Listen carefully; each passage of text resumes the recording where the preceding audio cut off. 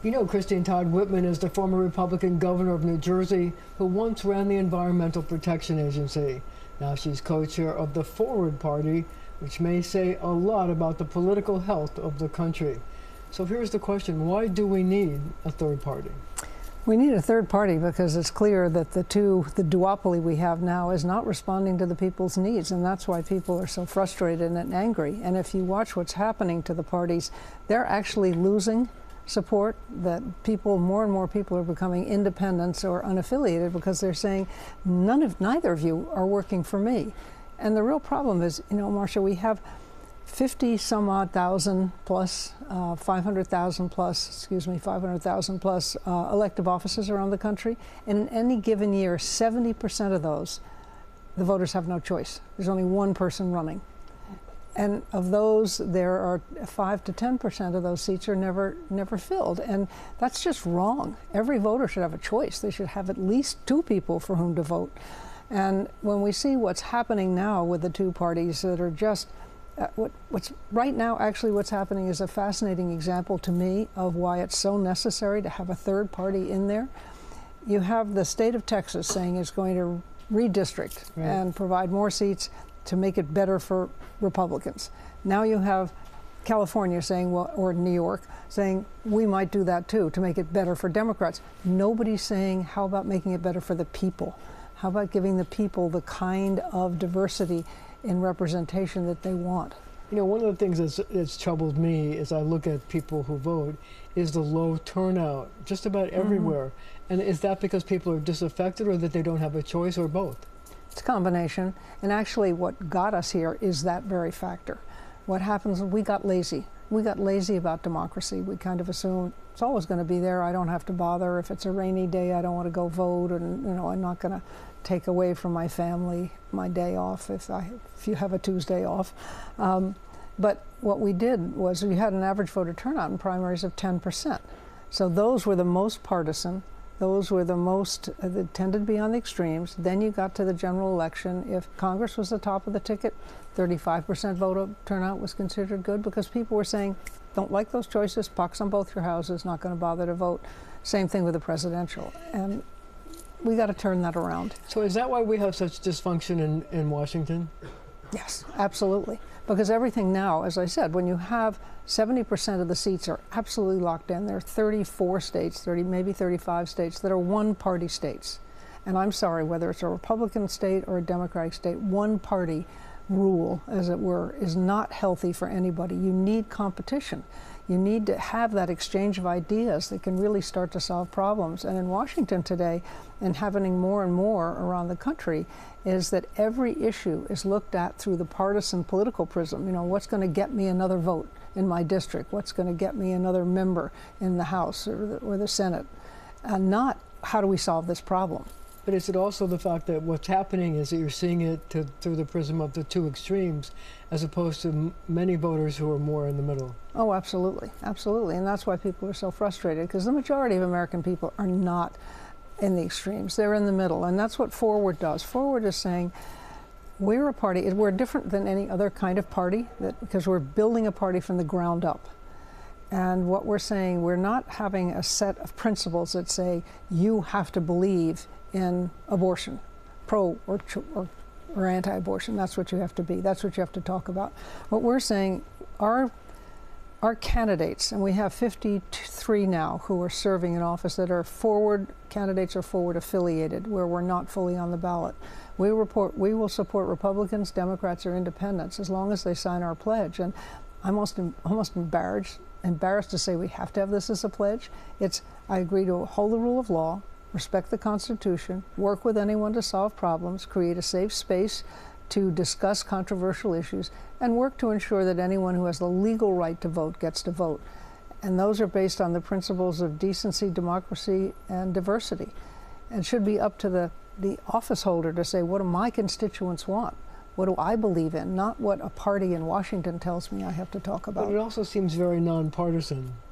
It is, basically. It's a place for people who want to have elected representatives who will answer to them, who are not beholden to anybody else. And we have 23 candidates across the elections this year that we'll be working with and endorsing and helping them. Everything from, we have a U.S. Senator from Utah who's a Forward affiliate. We have a Democratic, Republican forwardist. We have a Democrat in the House from North Carolina. But then we have a Moms for Liberty. We have a woman who defeated a Moms for Liberty candidate in the school board elections in North Carolina. That to me is really important, is because those local offices, first of all, they're building the farm team for the future, but more importantly, they're the ones that make the decisions that most immediately impact you. The mayors, the council members, the state legislators, the governors. That's where we need to focus. So are you meeting resistance on the part of states controlled by Democrats or Republicans to get your Forward Party on the ballot? Oh yes, I mean they make it extremely difficult for third parties, and they've done that all along, and every state is different, but they'll change the rules in the middle of the game on how many, for instance, if it's a matter of signatures, or how many signatures you have to get. All of a sudden they'll say it's 15,000, then it's 30,000 when you've gotten the 15. I mean, they will do whatever they can to make it difficult, but again, that's why right now we're kind of below the radar, which is not an altogether bad thing, because people think, oh, you know, so you've got 53 candidates, big deal, people serving in office. Well, just wait. When the public starts to really understand this is an opportunity for them to be heard and to have their voices, their votes count, and things like redistricting with what's going on, that happens, they're seeing now, that happens at the state level. And you don't have to get everybody, which is the nice thing. You just have to get a fulcrum. What you need is just that few. You need maybe 5 or 10 in an assembly, a state assembly, or 4 or 5 in the Senate to make a difference. They're the ones who can start to really influence policy and how it's determined. When things are that close, they can make a real difference. So you are the former Republican governor in New Jersey, but you are endorsing in this year's gubernatorial race a Democrat. I am. What's with that? Well, I just think, first of all, Jack Ciattarelli has changed so much from the person that I knew before. He would never be this all in on Trump. And he has said there's nothing with which he would disagree with what the president's done. And I'm sorry, there are a lot of things with which I would disagree. We're not a party, we're not a state of people who hate each other. I mean, we're built on diversity. That I had as a motto when I was governor, many faces, one family. That's who we are, and we should celebrate that, and clearly the president does not. I think Mikey Sherrill, she is strong. She has the background. She's been a prosecutor. She's been in the military. She's been in Congress. She's worked across the aisle. She's had to make tough decisions, and she's been able to do it, and she's willing to work with others. And she has been someone who, in Congress, has really worked to get bills through, get bipartisan legislation enacted. And that's what we need. We need somebody, you got to be tough in New Jersey, and she's tough. But you know, in New Jersey, there's been this sort of thing where, like, if there's been a 2-term governor from one party, the next time, for some reason, New Jersey goes the other way. Since we do have a Democratic governor, do you think that Mikey Sherrill has an uphill battle? Well, she has a battle. She knows it.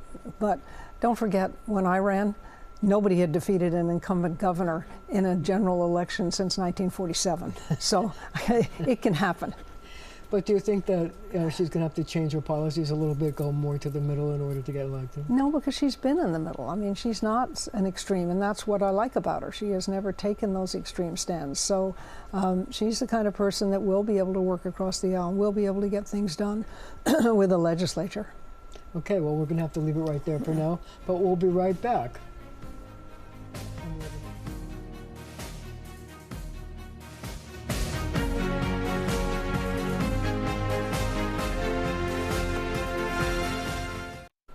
We are back with Christine Todd Whitman, who, in addition to being governor of the state of New Jersey, was also the top administrator in the Environmental Protection Administration. And I have a lot of questions about this, because one of the most recent things has been a decision by the President Administrator Lee Zeldin to roll back endangerment findings, which has to do with greenhouse gas emissions. And I wonder if you could tell me whether you think this is a good idea, a bad idea, and what could it mean for the country? It's a terrible idea. What it's doing is saying to manufacturers and to utilities, go ahead and pollute. We're not going to worry about it. They're basically saying that greenhouse gases, there's nothing wrong with them. And this isn't just about climate change, this is about human health when you consider what's in greenhouse gases, CO2, methane, fluorocarbonates. I mean, there are a lot of health impacts from greenhouse gases, and they need to be monitored. And the endangerment finding was a tool that the agency used. They did a lot of scientific research and said, look, this stuff is bad for humans.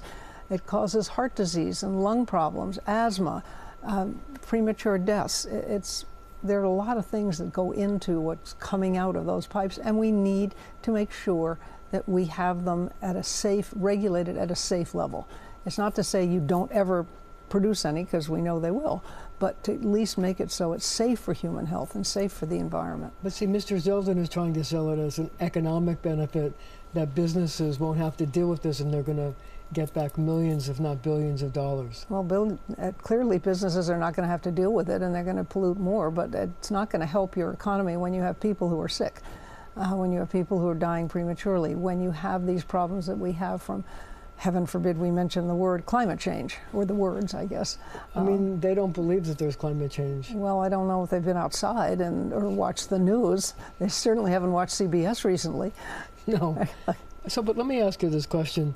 Also, there's been, it seems like in the need to downsize and cut the department, they seem to have eliminated the Office of Research and Development, or is not being given any prominence. Is that something that also will affect the future of this country? Absolutely, because what ORD did, the Office of Research and Development did, was do the kind of research that says, as new things come on the market, or as we discover, as there are new chemicals, as new things are developed, they take a look at that and say, okay, is this safe or is it not safe? And if it is safe, at what level? What level is, well, we know now arsenic, or lead. Lead was in all the pipes. Everybody thought lead was great because it helped us get the manufacturing and the pipes for water and everything faster. Now that we understand what lead can do to the brain development of young children particularly, but adults as well. So that's what our Office of Research and Development did. And when I hear Lee Zeldin say he wants to make the country healthy, well, it's definitely do as I say, not as I do, because every time they do anything, it's the opposite of making people healthier. And I worry. I worry for my family and my children and grandchildren. And I want them to have clean air to breathe. I want them to have clean water to drink. And I will tell you, you cannot have a thriving economy if you don't have a clean and green environment, because people need those things. So what do you think is behind this push to get rid of these regulations? That word, regulation. Nobody likes it because it makes people change behavior or spend money on a problem they may not think they have. And nobody likes that. You do your best to make it as painless as possible. I mean, first of all, we've seen from the 60s to the 90s, when the 67 to 94, 5, where the economy was really booming, that's when we were enforcing most of the regulations. So it's not a zero-sum game. We've proved that over and over again. This is more, we just blanket don't like regulation. We don't want to see or hear about them. We don't care what their impact is. We're just going to do away with them. So that's big government. This is cozying up to the business community? Yes. Well, it's also it's become a mantra to do away with big government. I'm a person who says, look, we should revisit regulations every 5 or 10 years. Pick the time, because we may have improved. We may find that something that we thought was really bad isn't quite as bad, or we've solved that problem and we can back off some of the regulations or do away with them. But on the other hand, we're going to find new things that are problematic for human health and the health of the environment, and we need to be able to react to those. You know, another issue that EPA has been dealing with has been wind power, which is a big issue in New Jersey, and it's a big issue in New York, as a number of companies have wanted to come online with wind farms and things like that. But now wind power is regarded as not a good thing by the EPA. I wonder if you agree with that, or you think that we should explore that as a way of providing energy. I think we need to look at all the alternatives. I mean, for instance, I believe we ought to be making investments in small modular nuclear reactors. That was my next question. Okay, I anticipated that one. Because nuclear is the only form of base power that releases no greenhouse gases or regulated pollutants while it's producing power. But I mean, we're going to need to have solar power. We're going to need to have wind power. It's a question of where you put it, how you do it, and how you get the component parts. And the other part of it is, though, you want to say, okay, if we're not going to do it, let's just say, nope, we're not going to have any of these renewables. Other parts of the world are. Why don't we at least make the blades for the wind turbines? Why don't we get in the business of making the component parts for these things and make some money that way if we're really going to walk away from this? But I can't believe we'll do that. And most of the utilities, interestingly enough, before the administration came in, had already had big investments in the alternatives, in the renewables. But yet the president is signaling that he doesn't like it. In fact, when he was on his trip to Scotland, he noticed a wind turbine and said that it was ugly and shouldn't be there. So is that sending a bad message in terms of why we need to explore all these renewables in terms of the shortage of power? Well, it's sending a consistent message from him. I mean, he just doesn't like those things. It's, drill, baby, drill. We've heard it from him, and he should know or appreciate what the impact is going to be on the world. We are now isolating ourselves from the rest of the world as far as any of these discussions are concerned. We don't even bother to attend meetings where we were the conveners and where these other countries are looking to us. They want to see what we're going to do. They know. I mean, for instance, the island countries, they know firsthand the impact of sea level rise. And they know that that's climate change that's exacerbating that. I mean, we're not going to stop climate change. But what we need to be doing is figuring out how do we stop the increase in greenhouse gases that we're putting into the atmosphere, and how do we get ourselves ready for what the impacts are from climate change. Well, another issue seems to be pulling back from the support for electric cars, which would not use gas and would not put more pollutants into the air. I don't understand that. I wonder why you think that's happening. I don't. If you want me to really say I understand the thinking behind all of what this administration does, I don't. Electric cars are going to be part of the future, and certainly the rest of the world is moving that way. Once again, at least let's us produce the parts to sell to the rest of the world. But we're going to move that way. We have to understand, the electric cars are only as clean as the power source that's producing the electricity. So it all gets back to that basic power source in the grid. So I want to talk a little bit about politics now in New Jersey. There's a suit that's making its way through the New Jersey court system about fusion voting. Mm-hmm. And there's three states that have it, but it seems like New Jersey's suit is the farthest along. Why is fusion voting such an important thing, and why do you want to see it in New Jersey? Well, I'd love to see it because it's a start to opening up the process. Explain to us what exactly it is. Fusion voting would allow a candidate to be endorsed by a number of different parties, so that you could be a Democrat, a Green Party, or a Forward Party Republican. And that actually means that the candidates will be more apt to speak to a broader group, because they're going to want to get those other endorsements, because that's going to help them in the general election. Ultimately, I like to see ranked choice voting in New Jersey, because I think that's an even better way. Ranked choice voting in the governor's race or in all the races? All the races. I don't think when you narrow it down, certainly, as you've seen here in New York in primaries, it can end up in interesting places. But for general elections, when you just limit it to one party, and that was the problem, I'd say, with New York, was that just one party had that. But when you open it up to everybody, that gives voters the ability to say, this is who I really like, and if I can't have that choice, then this person. So you want to see it in a general election, not just a primary? Yes. Oh no, I'd like to see it in a general election. Because I know right now there's a candidate for mayor in New York who's filed a suit saying that you should bring it to the general election as well. No, I mean, I think so. I think it gives the voters choices that they don't have today, and they really deserve to have. And where do we think the suit's going to land in New Jersey? I mean, it's in the courts. Do you think it has a shot? I think it has a shot. We'll see. I'm not a lawyer, so I can't opine on that. But I think it has a possibility. I also wanted to talk a little bit about Washington politics and what's going on in terms of the charges involving Russiagate and the possibility that the Trump administration or the Justice Department could investigate former President Obama and former Secretary of State Hillary Clinton. I wonder where you come down on that. I think most of that's a distraction from just Jeffrey Epstein, frankly. I mean, as I said in one thing I wrote, that Trump is looking to me like a giant squid that's squirting ink everywhere, trying to bring up anything he can so as to not talk about Jeffrey Epstein and some of the other issues that he's facing. But the MAGA base wants the Epstein case brought up, and they want yes, to know more. Yes, I know. That's it. But he's called them stupid, and he's had other sort of derogatory remarks for them, or labels for them, which should upset them a bit. See, when I hear this, well, the thing that I worry about is that it could really, we already are such a divided country, that is that a good thing to do to further divide the voters and divide people?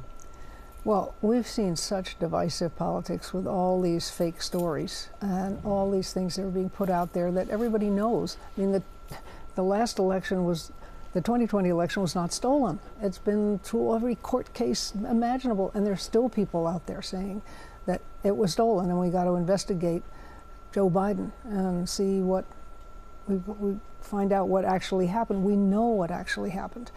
But unfortunately, there are people, and that's what makes it so difficult, because language shapes behavior.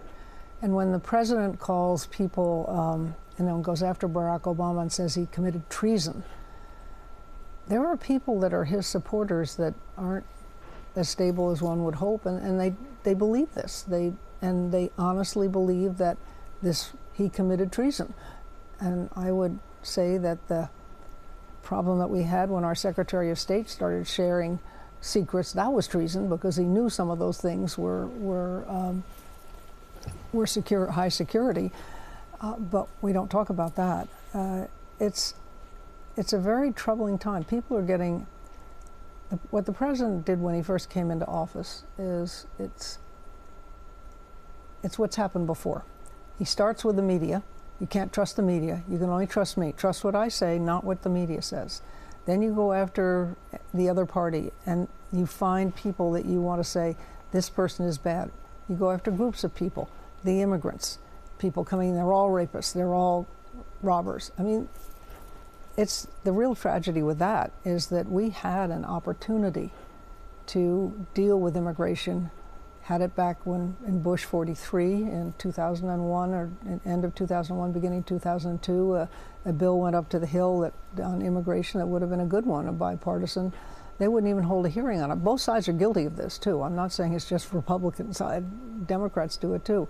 But certainly in this last election, it was absolutely Trump who said, when a bipartisan bill was there, ready to go, and he said, don't do it because I want it for the election. That's just wrong. That's how bad our politics have gotten, how far away from solving the issues that face us today and being just about re-elections. Last question. What do you think is the best solution for bringing the country together? A third party. I think forward. The forward party. I almost, I really honestly believe that that's what we have to have. We have to have some other entity, forward party being it. We're there, we're building it. When you had Elon Musk come out and say we need a third party, we're saying, hey, we're here. We've been doing it for 3 years. We're on the ground, we're building that kind of a base, and we are the alternative to open the process for people so that they have real choices and start to participate more. People don't participate if they don't think their vote matters. So is there any chance that Elon Musk will join you in the forward party?